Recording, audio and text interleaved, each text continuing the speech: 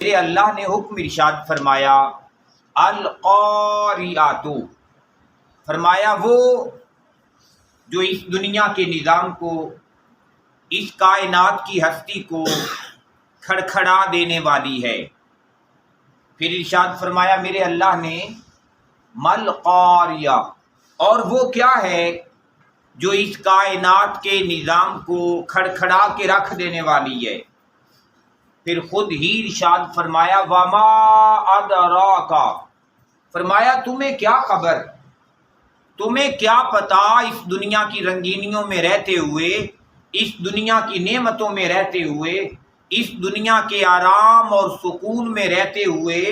فرمایا مل قاریہ، کہ وہ قیامت جو ہر چیز کو کھڑکھڑا کے رکھ دے گی،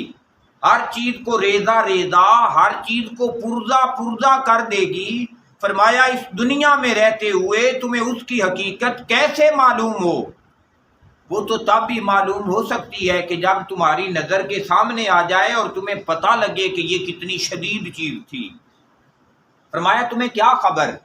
گویا یہ بات بھی اس سے معلوم ہوئی کہ یہ جو قیامت اور اس کا سلسلہ ہے، یہ بندے کی عقل اور قیاس سے سمجھ میں آنے والا نہیں ہے، یہ اللہ تعالیٰ کے دیے ہوئے علوم سے اور قرآن کی دی ہوئی روشنی سے سمجھ آنے والا ہے، لیکن وہ سمجھ بھی ایک بندے کی حد تک آتی ہے۔ حقیقت حال کا تب بھی پتہ چلے گا جب وہ کھل کے لوگوں کے سامنے آ جائے گی۔ پھر ارشاد فرمایا میرے اللہ نے یوما، وہ قیامت کا دن ایسا دن ہوگا، ایسا شدید دن کہ یکون الناس، ہو جائیں گے لوگ کل فراش،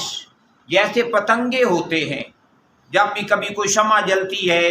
کوئی موم بتی جلتی ہے، کوئی شعلہ جلتا ہے، تو ہم دیکھتے ہیں کہ وہ چھوٹے چھوٹے ذرات، چھوٹے چھوٹے کیڑے جو ہیں وہ اس کے اوپر آ جاتے ہیں۔ تو فرمایا لوگوں کی مثال یوں ہی ہوگی جیسے پتنگے ہوتے ہیں، اور پتنگے بھی وہ المبسوس،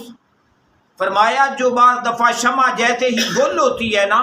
روشن ہوتی ہے، تو سارے اس کے ارد گرد منڈلا رہے ہوتے ہیں، لیکن جیسے ہی وہ بجھ جاتی ہے تو انہیں کوئی خبر نہیں ہوتی کہ ان کا ٹھکانہ کیا ہے، ان کی منزل کیا ہے، انہوں نے جانا کس طرف ہے۔ کوئی نیچے گر جاتے ہیں، کوئی دائیں، کوئی بائیں، کوئی ادھر کوئی ادھر، پھر وہ بکھر جاتے ہیں۔ فرمایا وہ قیامت کا دن بھی ایسا ہولناک دن ہے کہ جیسے وہ پتنگے بکھر جاتے ہیں، اسی انداز کے ساتھ یہ حضرت انسان بھی ادھر ادھر مارا مارا پھرتا ہوگا۔ فرمایا اسے کچھ خبر نہیں ہوگی کہ کیا ہو گیا ہے اس کے ساتھ۔ فرمایا وہ ایسا دن ہے۔ اور پھر اس مقام پہ حالانکہ وہ پتنگا ایک ہلکا سا کیڑا ہوتا ہے، تو اس کے ساتھ تشبیہ دی گئی حضرت انسان کو، تو گویا کیونکہ یہ قیامت کا دن ہر بندے کے اوپر گزرنا ہے، اس وجہ سے کوئی نیک ہے، کوئی بد ہے، کوئی اچھا ہے، کوئی برا ہے، کوئی مومن ہے، کوئی کافر ہے، ان تمام کے تمام کا تذکرہ کیا گیا۔ لیکن یہ بات ہمیشہ یاد رکھیں کہ اللہ کے کچھ خاص بندے ہوں گے جن کا تذکرہ قرآن کریم کے اندر بھی موجود ہے، کہ فرمایا یہ قیامت کی ہولناکی ان کے اوپر کچھ اثر نہیں کرے گی، جن میں اللہ کے انبیاء موجود ہوں گے، جن میں اولیاء اللہ موجود ہوں گے، جن کے میں وہ لوگ موجود ہوں گے کہ جنہوں نے ساری زندگی اپنے اللہ کے نام لگا کے گزار دی۔ پھر ارشاد فرمایا وَتَكُونُ الْجِبَالُ، اور ہو جائیں گے یہ جو پہاڑ، یہ جو اتنے مضبوط، یہ بلند و بالا، یہ اتنے سخت پہاڑ ہیں، میرے اللہ نے فرمایا جب وہ قیامت کا دن آئے گا، جب وہ قیامت آئے گی جو ہر چیز کو کھڑکھڑا کے رکھ دے گی، فرمایا اس دن ہو جائیں گے یہ پہاڑ کل منفوش، اس دھنکی ہوئی خون کی طرح، کہ جس کے چھوٹے چھوٹے ریزے جب ہوا میں بکھرتے ہیں تو وہ ایک رنگینی سی پیدا کر دیتے ہیں۔ فرمایا وہ رنگ برنگی اون جو دھنکنے کے عمل کے دوران ہوا میں بکھر جاتی ہے، فرمایا یہ تمہارے مضبوط بلند و بالا اور سخت پہاڑوں کی صورت اس روز ایسی ہو جائے گی، ان کی حالت ایسی ہو جائے گی۔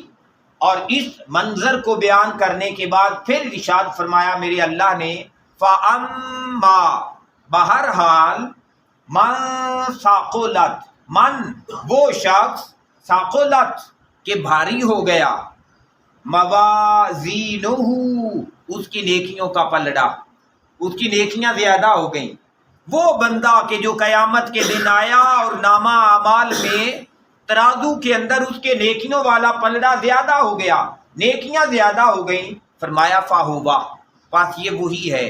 وہ جو فی عیشتن زندگی میں ہوگا راضیہ، جو راضی کر دینے والی ہے۔ فرمایا وہاں اسے راضی کر دینے والی نعمتیں نصیب ہو جائیں گی،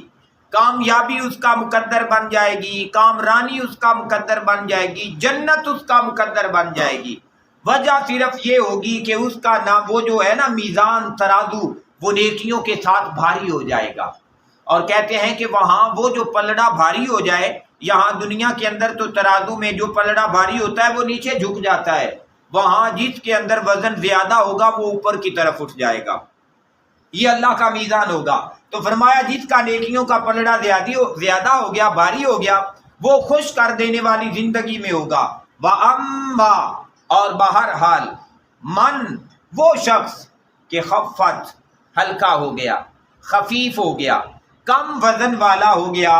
موازینہ، جس کی نیکیوں کا پلڑا، جس کے نیکیوں کے پلڑے میں نیکیاں کم ہوئیں، گناہ زیادہ نکلے، تو جب گناہ زیادہ نکلے نیکیاں کم نکلیں، فرمایا فَأُمُّهُ، تو بندے یاد رکھنا اس کا ٹھکانہ ہوگا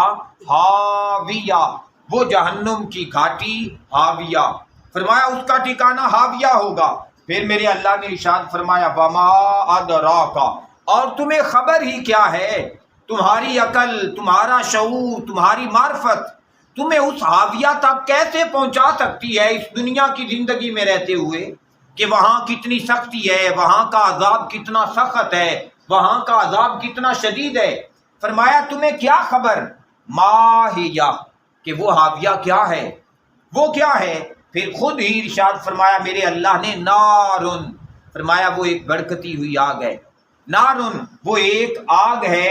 حامیہ، جو ہر طرف سے گھیر لینے والی ہے اور ہمیشہ بھڑک رہی ہے۔ کہتے ہیں کہ یہ جو حاویہ ہے یہ جہنم کا ایک ایسا گڑھا ہے، ایک ایسی گھاٹی ہے جس سے جہنم کے باقی حصے بھی پناہ مانگتے ہیں کہ یا اللہ ہمیں اس سے محفوظ رکھنا۔ تو پیارے بھائیوں، وہ بندہ جس نے دنیا کی زندگی نفس کے نام لگا کے گزار دی، اپنی خواہشات کے نام لگا کے گزار دی، اس کے انجام کے بارے میں میرے اللہ نے کچھ ایسا تذکرہ فرمایا ہے۔ اب وہ بندہ جس نے زندگی نیکی میں گزاری، تقوی میں گزاری، طہارت میں گزاری، اس کے لیے انعامات ہیں، لیکن ایک وہ بندہ بھی ہے جس نے نیکیاں بھی کی ہیں اور گناہ بھی کیے ہیں، لیکن گناہوں کے ساتھ ساتھ اللہ سے ڈرتا بھی رہا ہے، توبہ کرتا رہا ہے، استغفار کرتا رہا ہے کہ یا اللہ انسان ہونے کے ناطے کمیاں رہ گئی ہیں پر تو معاف کرنے والا ہے۔ کب بھی امید ہے کہ میرا اللہ ایسے بندے کے گناہوں سے درگزر فرما کے اس بندے کی بخشش و مغفرت فرما دے۔ لیکن وہ بندہ جو سرکش ہو گیا، وہ بندہ جو باغی ہو گیا، جس نے نہ اللہ کا حیا کیا نہ اللہ کے رسول کا حیا کیا، بے حیائیوں اور برائیوں میں آگے بڑھتا گیا، اس کا انجام یہ تیسرے نمبر پہ میرے اللہ نے بیان فرمایا ہے۔ اس وجہ سے ہمیشہ کوشش کریں زندگی تقوی، طہارت، نیکی والی گزارے، لیکن اگر کبھی گناہ ہو جائے، اگر کبھی غلطی ہو جائے تو پھر شیطان کی طرح اکڑے نہیں، کیونکہ اکڑ جانا یہ شیطان کا کام تھا اور اللہ نے اسے اپنے دربار کا مردود کر دیا۔ حضرت آدم علیہ السلام کی سنت کو اپنائیں، جھک جائیں، عرض کریں ربنا ظلمنا انفسنا وان لم تغفر لنا وترحمنا لنکونن من الخاسرین، یا اللہ مجھ سے ظلم ہو گیا ہے اپنی جان پہ، اب اگر تو نہیں بخشے گا تو کائنات میں کون ہے جو میری خطا بخشنے والا ہے، جو مہربانی کرنے والا ہے، جو فضل کرنے والا۔ جب بندہ یوں جھک جاتا ہے تو میرا اللہ ایسے بندے کو عزتیں عطا کر دیتا ہے۔ اللہ تعالیٰ سے دعا ہے کہ میرا اللہ ہمارے گناہوں سے درگزر فرمائے اور ہمیں ہمیشہ نیکی، تقوی، طہارت والی زندگی گزارنے کی توفیق نصیب فرمائے۔ اللہم صلی علی سیدنا و مولانا محمد۔